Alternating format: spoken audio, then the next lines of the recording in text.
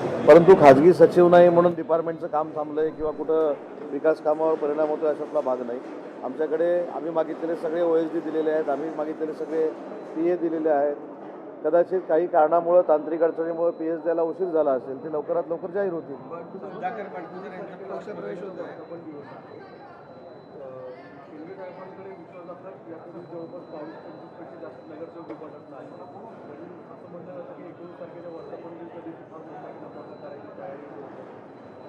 तर रोजच धमाका होतोय.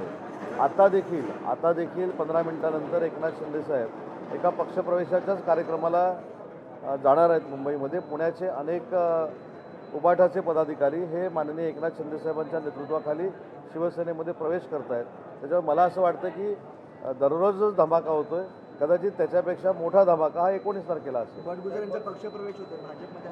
बडगुजरांचा पक्षप्रवेश होतं असं म्हटलं जातं की विधानसभेमध्ये भाजपनं आणि तुमच्या नेत्याने फार मोठी टीका केली की जाऊनपर्यंत संबंध होते. आता असा आरोप केला जातो की वॉशिंग मशीन पावडर तुमच्याकडे आणि भाजपकडे आहे. बडगुजरांचा प्रवेश हा भारतीय जनता पार्टीमध्ये होतोय.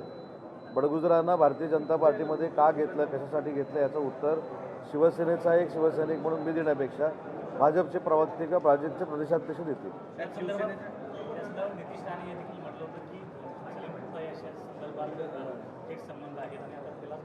मी तेच सांगितलं की भाजपामध्ये त्यांचा प्रवेश होतोय. त्याच्यामुळे भाजपाच्या प्रवक्त्यांची आणि प्रदेशाध्यक्षांची ही जबाबदारी आहे की तुमच्या या प्रश्नाला उत्तर द्यावं.